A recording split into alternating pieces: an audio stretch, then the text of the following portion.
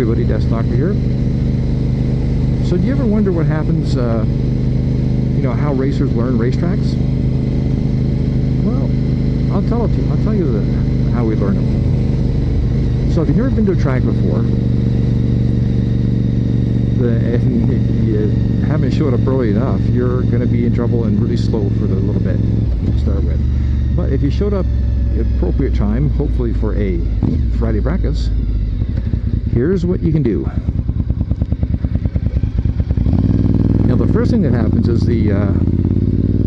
before the tracks actually starts, is they usually have an hour where they let people walk the track, which is basically you go out and literally shoot leather around the track, and you sort of get to learn where the corners are, you know, what the track looks like, what the surface condition is. Now they will let you ride bicycles most of the times.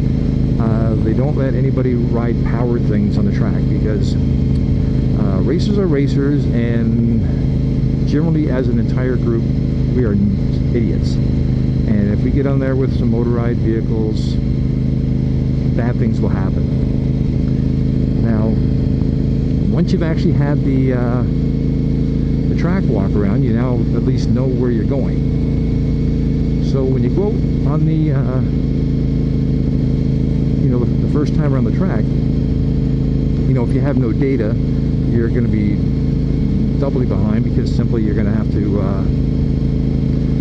you know, learn how to get your gearing and your suspension all set up. But to actually learn the track, you just start riding it, and you go, you know, a few laps are going to be a little bit on the slow side, you know, depending on your skill level, anywhere from 5 to 20 seconds off your pace, and just the more laps you put in, the more comfort you get with it. You know, as you learn the braking parts and you know, the apexes and where to brake and turn off.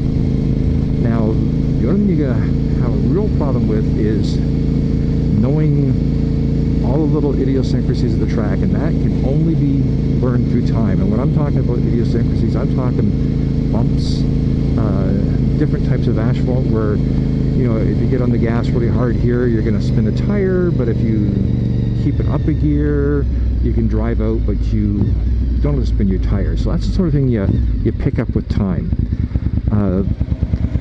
One way to speed that up is if you can find a local. Usually when you go to these races, there's some guy who's really knowledgeable at the track, and sometimes you can talk to him and get some tips, but more likely what will happen is you get on the track and you just follow him. And you know, with any luck, they won't be trying to mess around with you. They'll just be out there riding, and you can just sort of follow around and get the rough idea and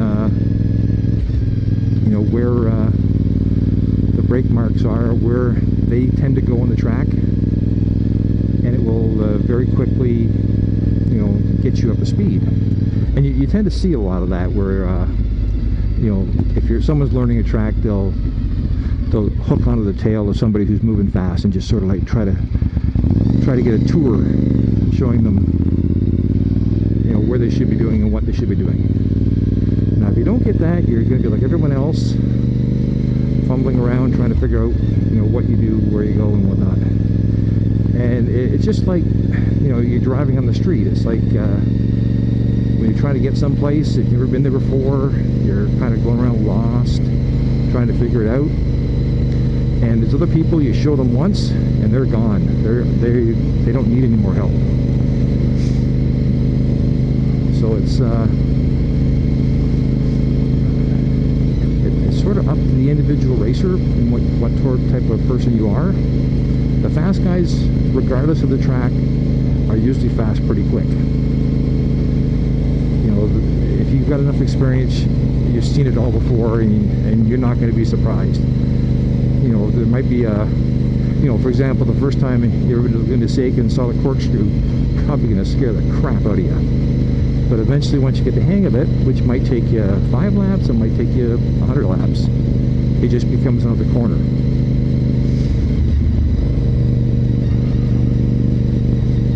But that's essentially how you learn tracks. interesting.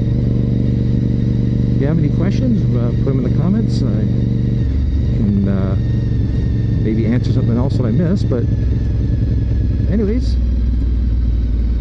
it's DeathsStalker signing off.